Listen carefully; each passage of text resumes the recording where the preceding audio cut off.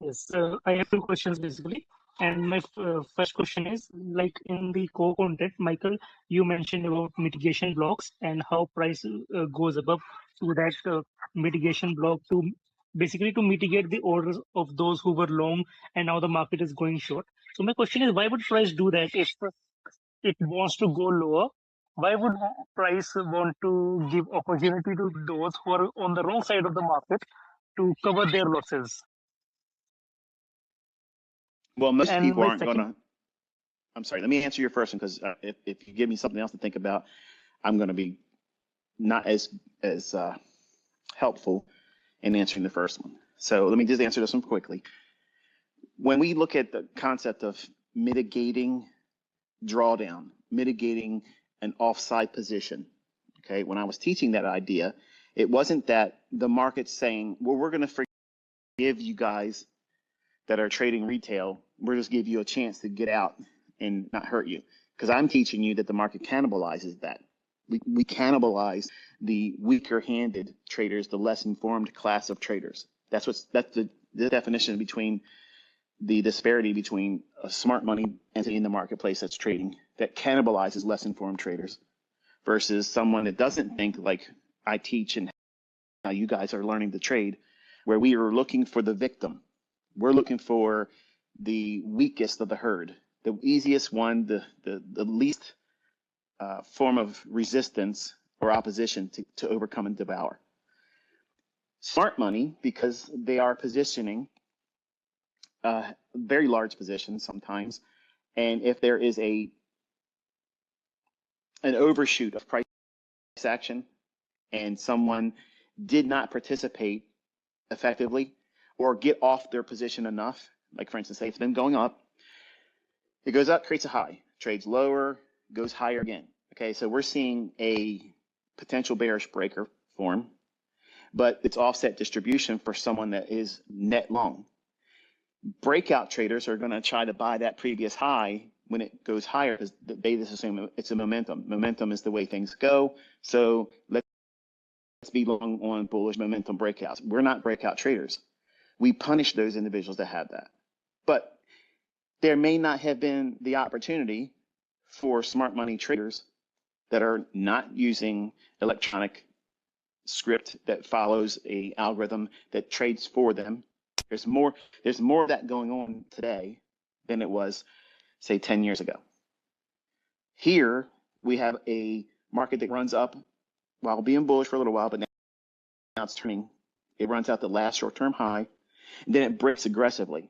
It validates that bearish breaker, and when it trades back up, that little bit of retracement back up will allow the traders that were not able to offset distribute their longs. They don't want to get it out while the market's at a deeper discount. They're going to allow that opportunity for them to come up to a higher premium, but not change the structure that's now implementing a bearish sustained price run lower.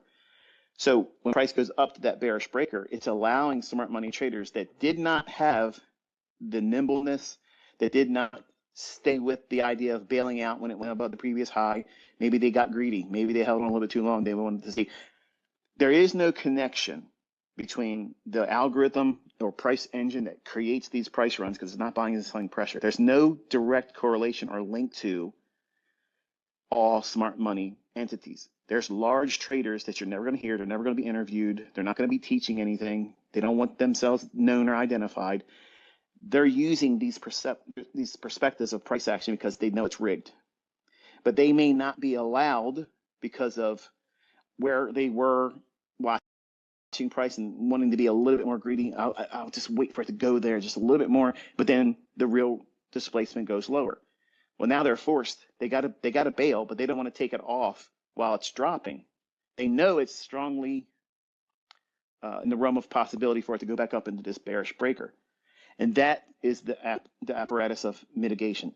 They're going to get out at a better, higher price, but they're not going to get the best yield because they didn't offset distribute their longs before the collapse at the high.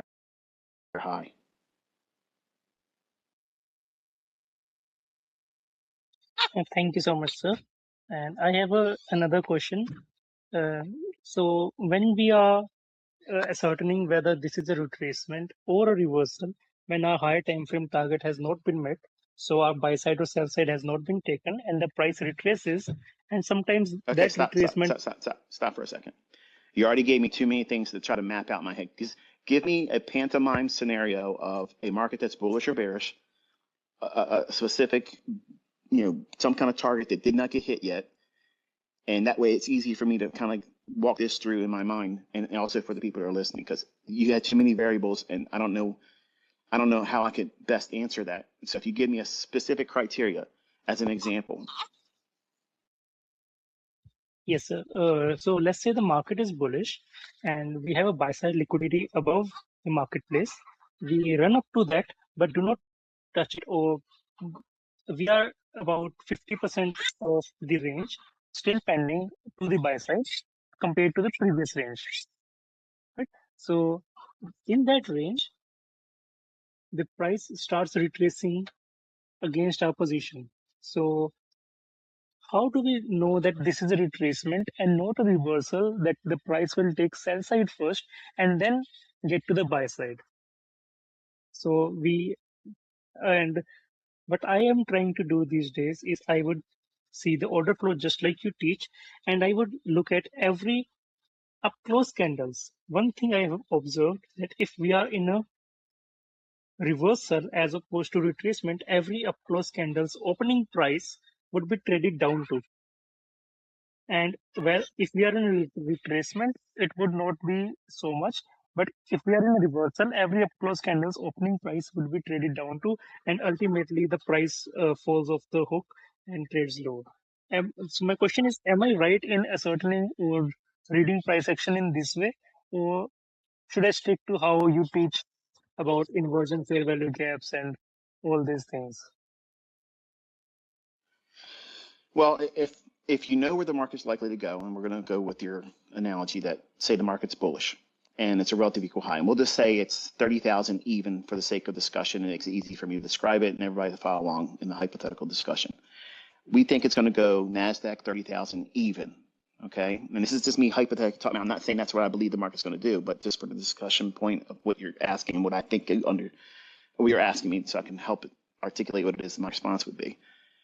The draw is 30,000 NASDAQ.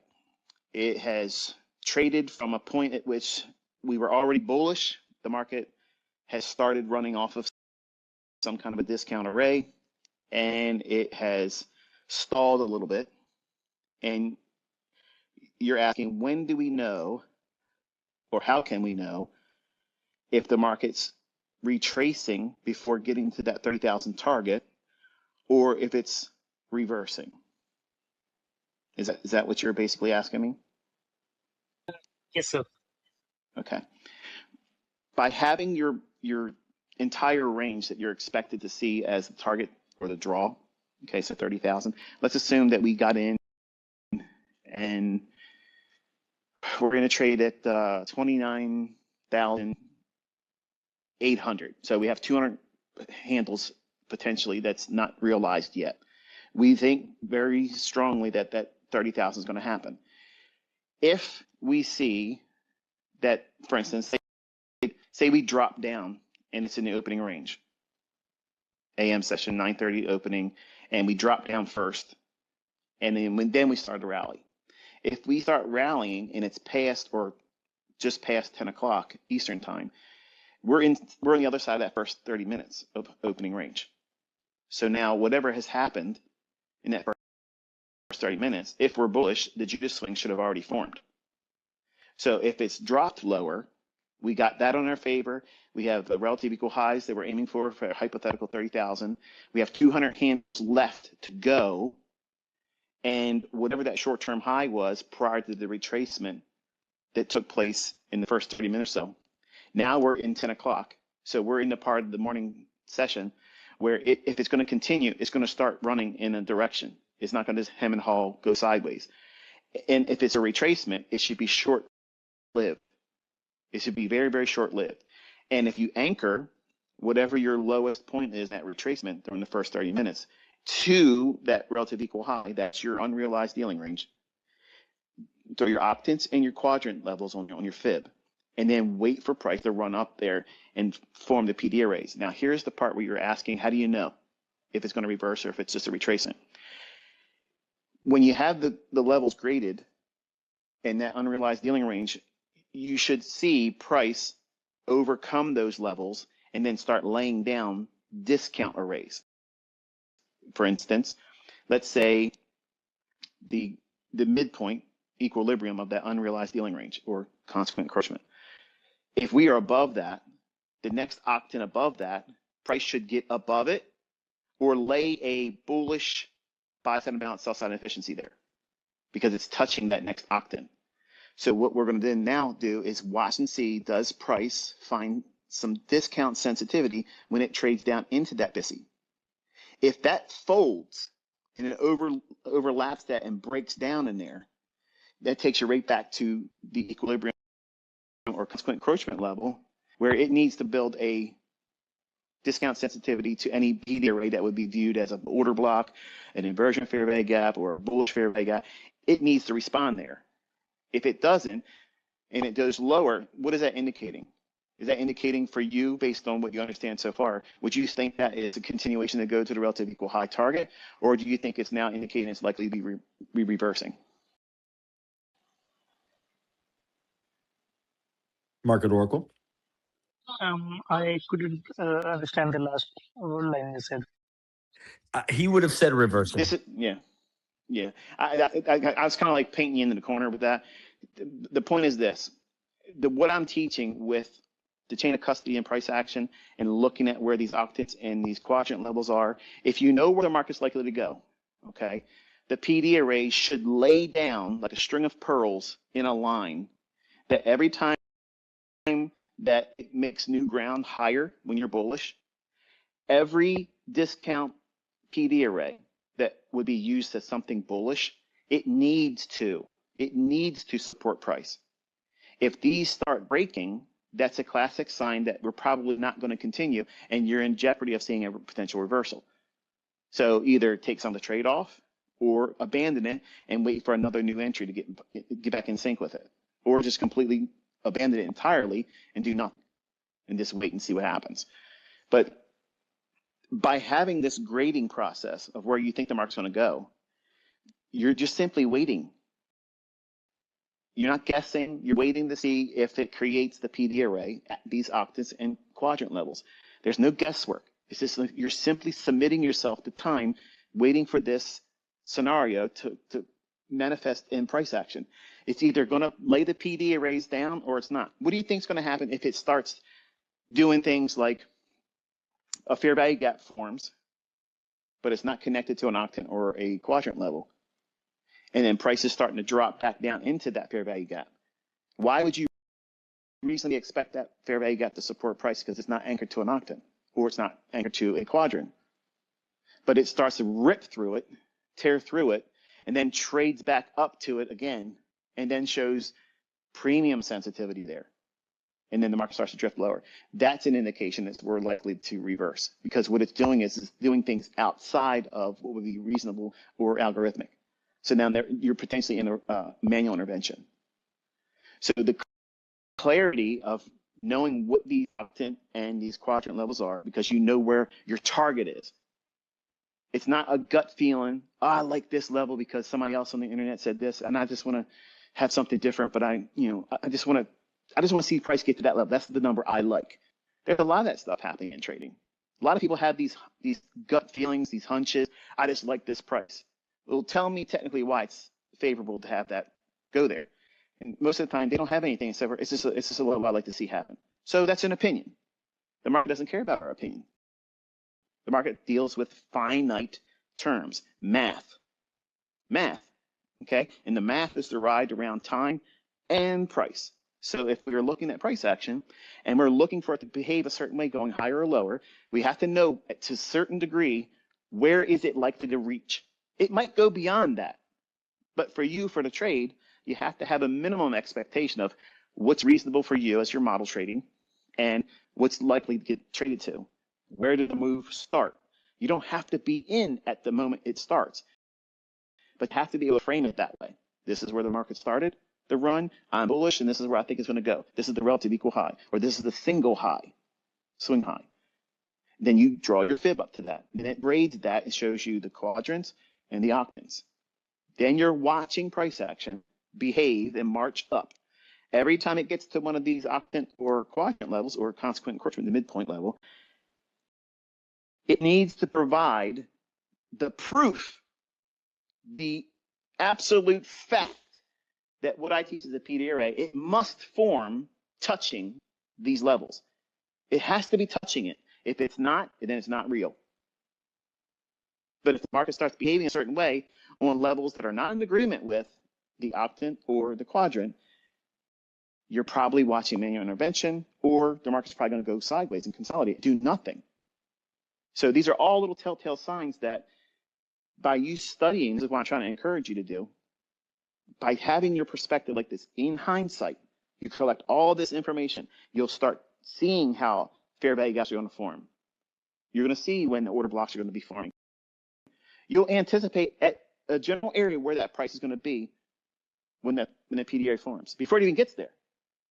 Before it gets there, that's the luxury, that's the perks and the benefits of doing this, because not only are we forecasting price, but we are predicting, we're not anticipating, we're predicting exactly where my PD arrays form. And if it was anything like they say, it's a rebranded this, rebranded that, what you're saying is you're going to predict the lowest volume node before it gets there.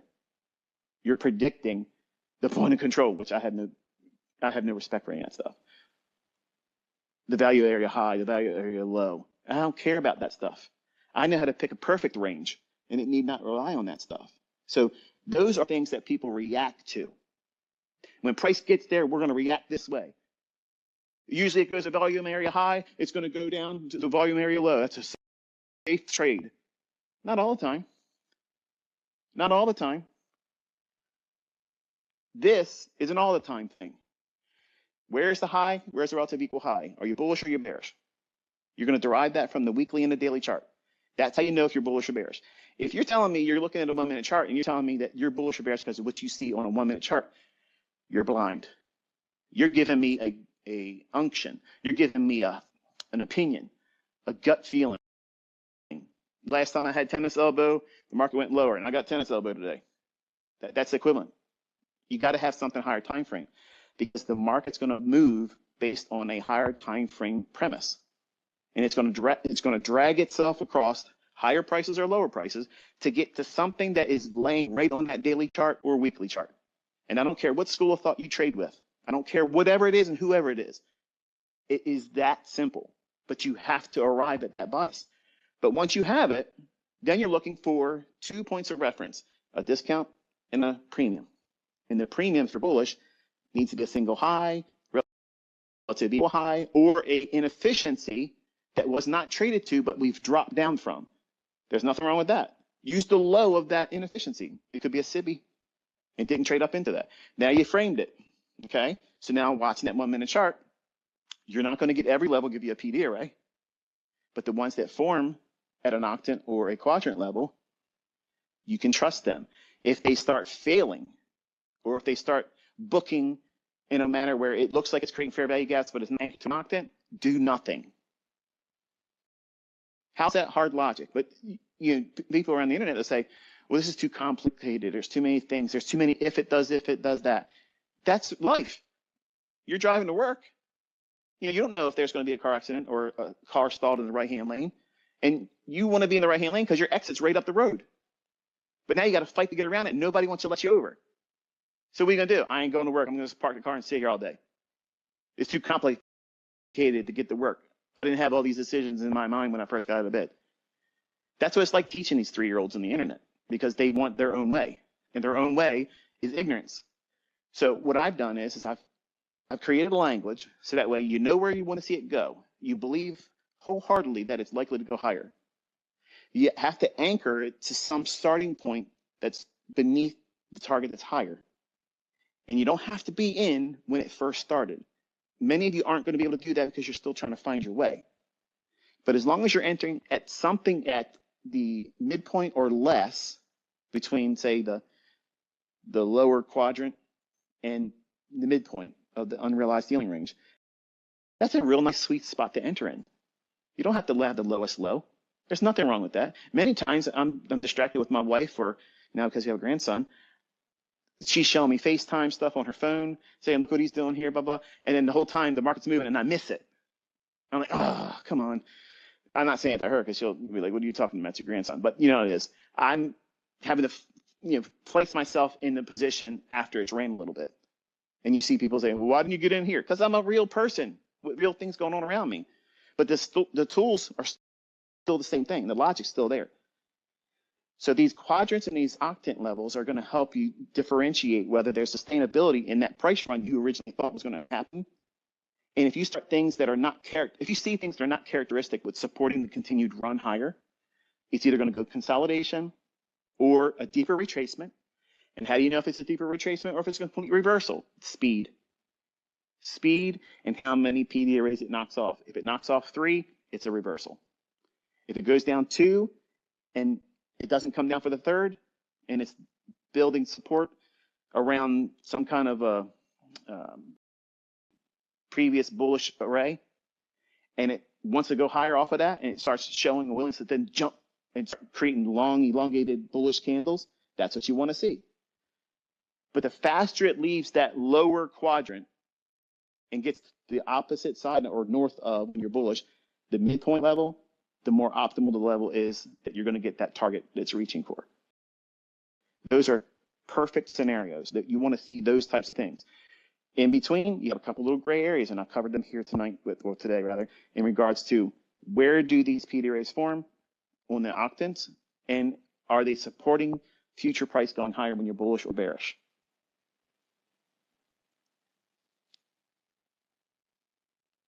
Bang. That was a real masterclass in order flow technique. In order flow, man, I'm deeply. I mean, I have no words.